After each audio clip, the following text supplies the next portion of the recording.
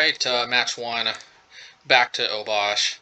Got an extra copy of a Horizon Land here. Remember we decided that Fire Islet would be like the test extra copy, and it's kind of looking like it's probably a free roll, because if the damage is a problem, we can just play Blood Moon to turn it off, but if we can use the extra copies, and we're up against Merfolk. Jalapeno Popper, not super familiar with this user, but yeah, you know, Merfolk is a favored matchup, but if they are playing main deck Chalice, and they see it, then I think we go from favored.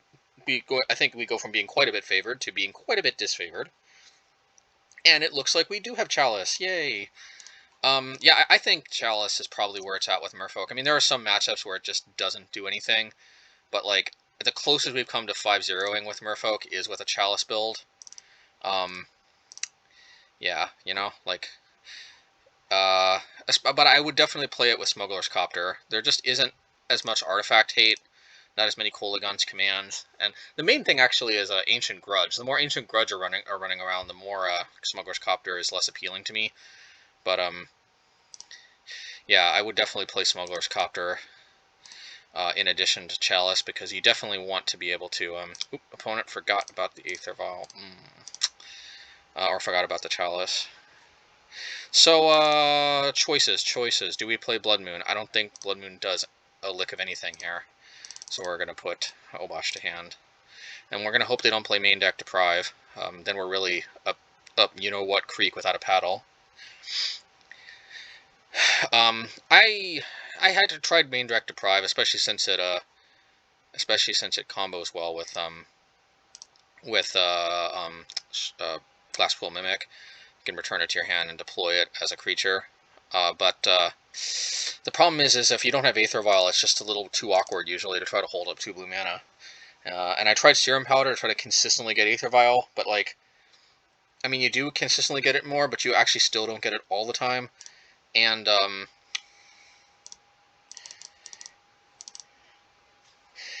also Serum Powder, no matter how much you build around it, it's just always going to be a pretty bad card when you draw it. So, you know, I don't know. I'm not currently on Seasoned Pyromancer, but, you know, it is what it is.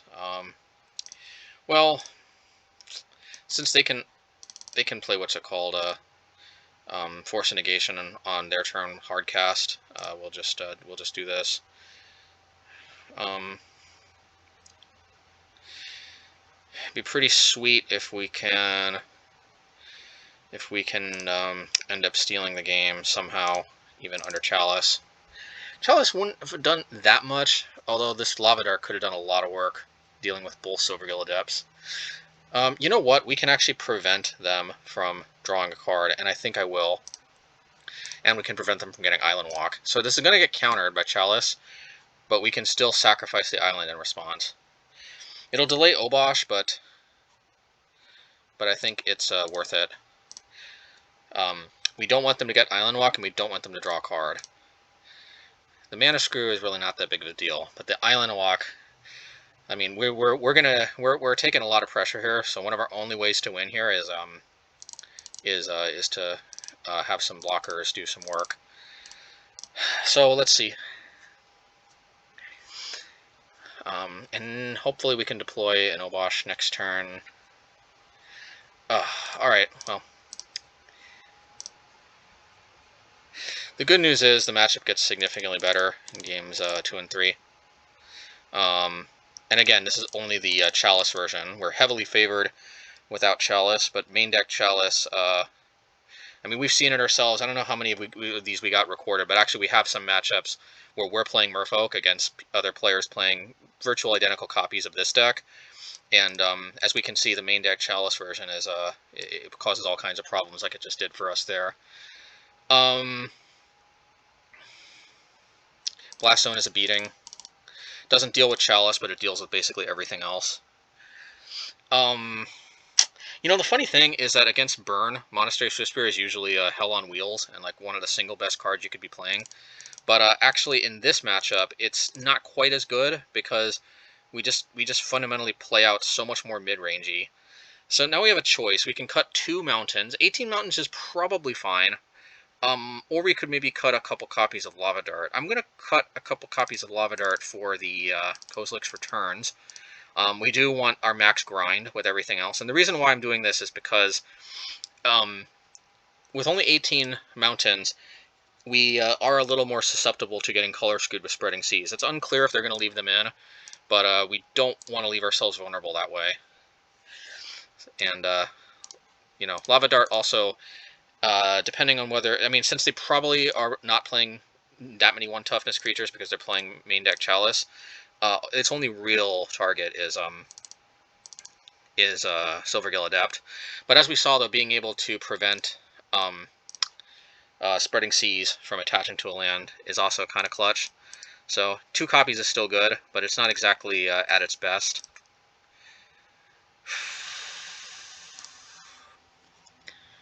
What's it called? Shattering Spree would be good, especially if they drop Chalice, and then we can Shattering Spree both Chalice and Vial. That'd be pretty strong.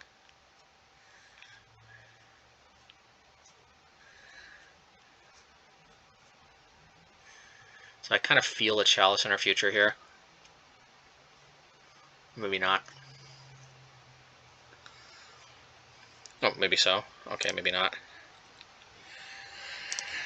So I wonder if they're still playing Curse Catcher. That card hasn't seen play in Merfolk in a million years, and we haven't played it in a million years either. So let's get this out of the way. Keeping their board under control is usually pretty important. We could play Seasoned Pyromancer, but all these cards are pretty good. On the other hand, Seasoned Pyromancer does allow us to curve out a little more, but it also doesn't synergize with Kozilek's Return very well. So we're going to play up Bonecrusher Giant. Bonecrusher Giant is a little more susceptible to Merfolk Trickster because it's 1 body instead of 3. But it also attacks into Merfolk a little easier because the tokens can just be you know, stonewalled pretty easily.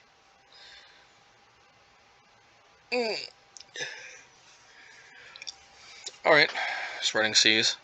That's actually not too bad that they went after the Horizon land, because it would deal us a lot of damage. And I do think now it is time to play Seasoned Pyromancer. I'm sensing a Merfolk Trickster in our future. Okay, maybe not. So the issue is we have to hit our land drops. And it's pretty easy to hit the 2 Firebolts. The Flame Slashes are just more guaranteed, better guaranteed solutions to Merfolk problems. And although Kozilek's Return is gonna deal with our Pyromancer, you know, we still get the tokens later in the game, and you know, we can hold it for like Master of Waves. Alright, and we're glad we pitched the Firebolts because they would have been turned off from Chalice anyway. So it goes. Plus, Seasoned Pyromancer helps dig us closer to our Shattering Sprees, and Shattering Spree is going to be absolutely brutal if and when we draw it. We can destroy everything. Okay, let's see if they block a token. It's fine by me. Yeah, a little. Yeah, I mean, but I guess obviously. Ooh, that's a lot of damage.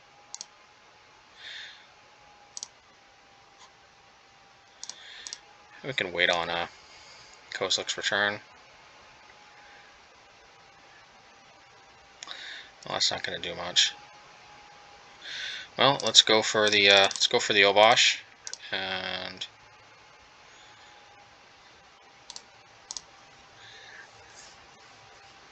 yeah, I mean, without Chalice, this would have been GG. It's a lot of burn, but alas.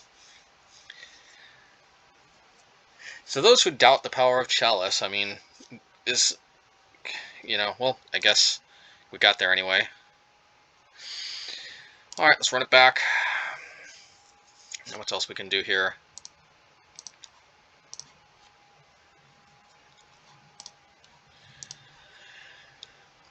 Alright, we're keeping. We can Shattering Spree early Aether Vials, or Chalices, which is very nice. Which is sweet, as they say. Well, no early Aether Vials, but Chalice. I sense a Chalice in our future. And we could Shattering Spree it, but I think we'll wait. It would just suck if they play another Chalice. Yeah, that is a Chalice here. Yeah, let's just light up the stage. The only problem, though, actually, with lighting up the stage... Now, let's just... I change of plans. Let's Shattering Spree for 2. Because, the thing is that it can be kind of awkward.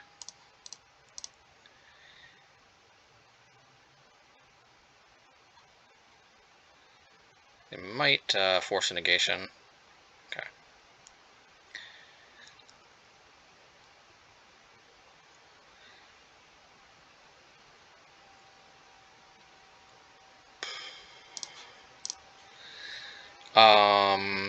But yeah.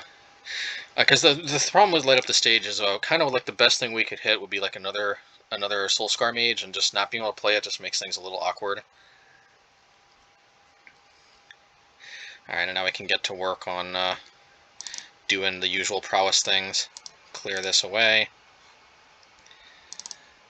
Light up the stage.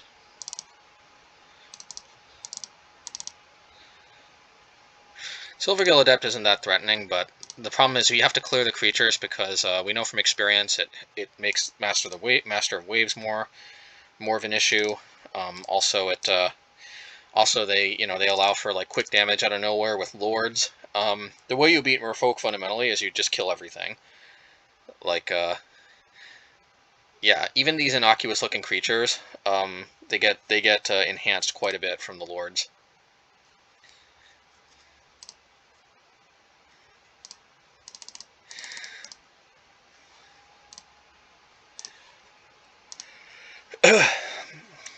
And yeah, so we can play the Bonecrusher, but I think it's better to stomp.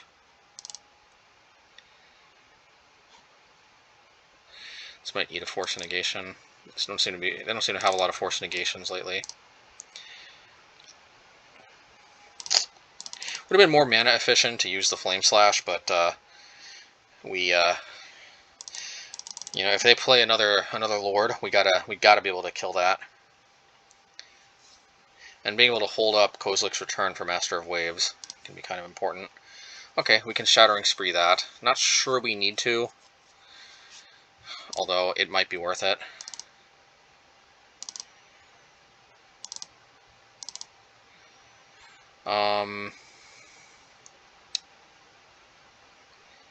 Yeah, I say let's do it, and let's actually combine it.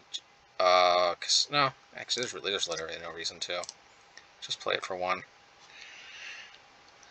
You just never know if they play like a Merfolk Trickster, and we can Flame Slash it second main phase. These Shattering Sprees haven't exactly been gaining card advantage, but they have been extremely efficient answers. Let's get this out here.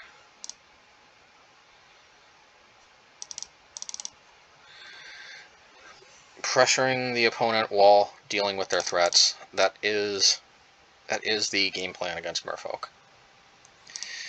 Well, they got us. No Lava Dart this time. I think they're playing for Master of Waves.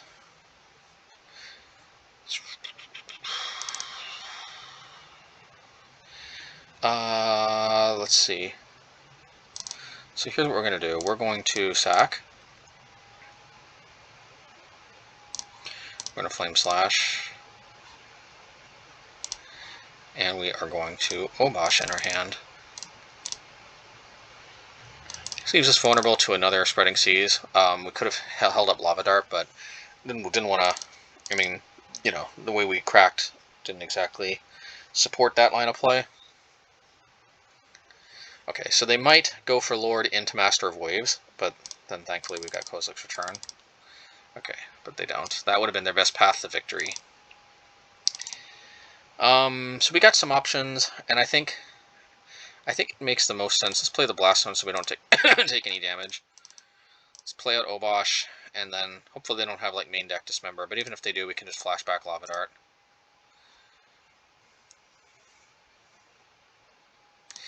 If they don't have Dismember, yeah, then they're in for a world of hurt because now we can flashback Lava Dart to deal with Mutavault. GG's. Yeah, yeah, believe it or not, Game 1 against Merfolk with the Chalice version is favored for Merfolk, I believe. But Games 2 and 3 probably were a little bit favored. But we didn't see any Force Negation, so that definitely helps out a lot, especially since our version with a sorcery speed artifact removal. Although the ability to replicate, though, does play around that. Anyway, let's go to the next one. Interesting matchup. Alright, let's go.